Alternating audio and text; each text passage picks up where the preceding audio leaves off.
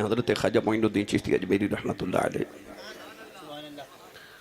اور شیخ محقق علامہ عبدالحق محدث سے دل بھی لکھا کہ آپ دی غوث پاک نہ ملاقات بھی ہوئی ہے. دنیا دار سمجھنے آ کہ ہو رہے M N A M P A فلاں وزیر صاحب D P O D C او ساڑھے علاقے دا تھانے دار ساڑھے علاقے دا ناظم یا چیئرمین یا کونسلر اے ساڑھے علاقے دا نظام چلا رہے نے بے شک چلا دے نے مگر روحانیت دی دنیا ہر علاقے دا نظام چلانا اس علاقے دے کتب دی ڈیوٹی ہوندی ہے. ہر علاقے دا کتب علیحدہ علیحدہ ہوندہ ہے. ادھے تے گفتگو کریے تے علیحدہ وقت میں کافی درکار ہے. پوری تقریر الحمدللہ لفظ کتب تے ہو سکتی نہیں. بابا ساڑھے گھوڑے بیٹھنے نے تو اٹھ بابا جی اٹھ کے فرمان لگے بٹھا لو گھوڑے اے بیٹھے ہی رہن گے. ساری رات گھوڑے بیٹھے رہے سویرے جدو اٹھا ماتے اٹھ دے ہی نہیں. پرتھوی نو پتہ چلے انہیں آکھیا بابے دا ترلا کرو. انہاں بابے دا ترلا کیتا تے بابا جی نے آکھے چلو بھائی ہون اٹھ پہ. اور بابا جی انا ساگر دریا دے کنارے ڈیرا لگائے تے انہاں آکھے بابا جی اتھو بھی اٹھو اساں تو انہوں پانی نہیں پین دینا. بابا جی نے فرمایا چلو ایک لوٹا لے لیں دیو. انہاں آکھے ایک لوٹا لے لو. بابے پورا دریا ایک لوٹے چی بھر لیا. پرتھوی نے ترلا کیتا بابے لوٹا اڑے لیا تو پھر دریا ساگر انا ساگر بن گیا. یہ جو بزرگوں کی میمز بن رہی ہیں ان بزرگوں سے میں نے کام کروایا یہ والا کہ لوگ آپ کا مذاق اڑائیں یا آج جو مولوی اپنے بابوں کے واقعات بیان کر رہے ہیں یہ میں نے ان کو کہا ہے گن پوائنٹ کے اوپر تلوار کے زور پہ کہ تم جو ہے نا اس طرح کی کہانیاں بیان کرو تاکہ انجینئر صاحب تمہارے خلاف کلپ بناوڑ. میں نے کہا ہے خود کیا نا.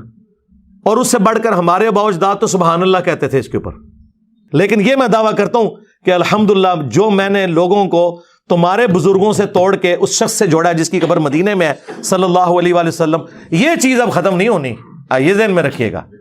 ہاں ویل مچھلی 1.5 گھنٹے تک سانس روک لیتی ہے اپنا, اس کے بعد ایک دفعہ اوپر سانس لینے آتی ہے.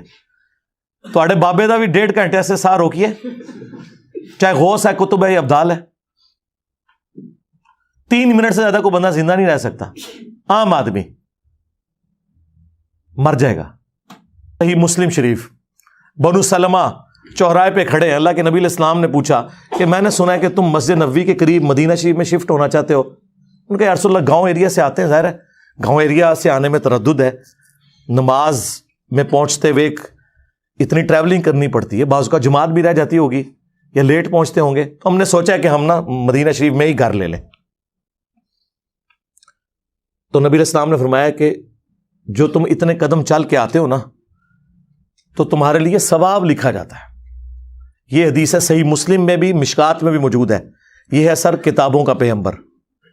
نبی علیہ السلام نے انہیں یہ کیوں نہیں کہا کہ بعد میں تو بزرگان دین جو ہے وہ اڑ کے پہنچ جایا کریں گے مکے مدینے نمازیں پڑھنے, تو اڑ کے آ جایا کرو. مدینہ شریف کیوں شفٹ ہو رہے ہو؟ اتو اڑ ہوتے تھے, لینڈ کرو. اس زمانے پہ کوئی نہیں سی اڑتا. اس کا مطلب یہ بعد میں ساری کہانی ہے. اوپر نگاہ ماری 7 آسماناں تو تے عرش تے, تھلے نگاہ ماری 7 زمینہ کراس, تیل بھی کراس. تیل تو آج سے 200 سال پہلے, مشکل 200 سال پہلے 1853 میں پہلی دفعہ وہ تیل کا کنواں پنسلوینیا میں امریکہ میں نکلا.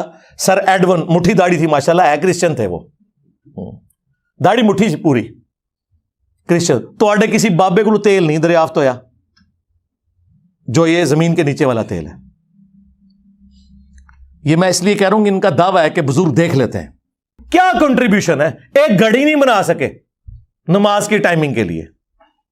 آج آپ کو یہ پرنٹنگ پریس بخاری مسلم جو قرآن پرنٹ ہوئے ہیں گوروں نے بنایا, یہ اجمیر شریف والوں نے بنایا, یہ بغداد شریف نے بنایا.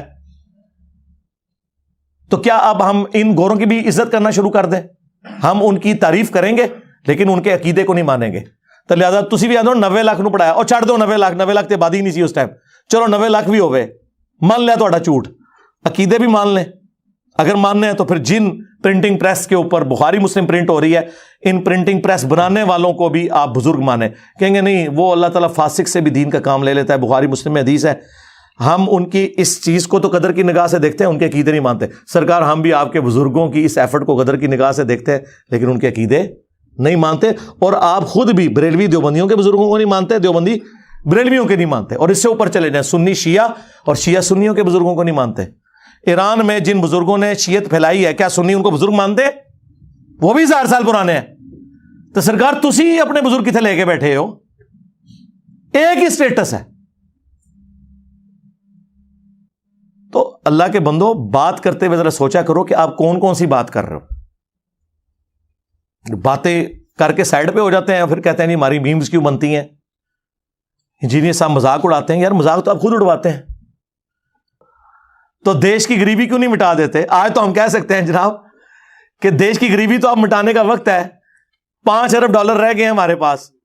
ٹھیک ہے تو اب ضرورت پڑی ہے نا بزرگ آئے نا میدان عمل میں, یہ قرضہ اتارے نا, بجلی پوری کریں نا.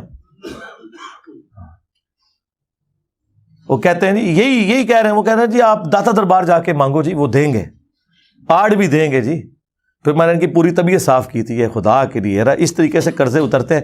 جو دربار خود چندوں پہ چل رہا ہے, آج وہاں پہ نذرانے دینے لوگ بند کر دینا. یہ جو کہہ رہے ہیں بابا اتنے لوگوں کو پال رہا ہے, بابا نہیں پال رہا, وہ چندے پال رہے ہیں. آج چندوں پہ پابندی لگے, میں دیکھتا ہوں بابا وہاں پہ لنگر چلا کے کوئی بتائے. آپ کے چندوں سے آپ کا استحصال کرتے ہیں یہ لوگ, اور پھر بزرگی بھی آپ سے ویل کر رہے ہوتے ہیں. آپ اندازہ کریں ان لوگوں کا, کہانیاں ان کی سن لیں. تو ہر وقت کہانی سنانے کے اوپر ان کا زور ہوتا ہے. تو میں نے بارہا انہیں کہا ہے کہ اللہ کے بندو دین سیکھیں. تو مسلمانوں کا یہ عقیدہ ہے کہ سیدنا عثمان کو 3 دفعہ جو جنت کی بشارت ملی وہ اللہ کی راہ میں خرچ کرنے کی وجہ سے جامعہ ترمذی میں موجود ہے.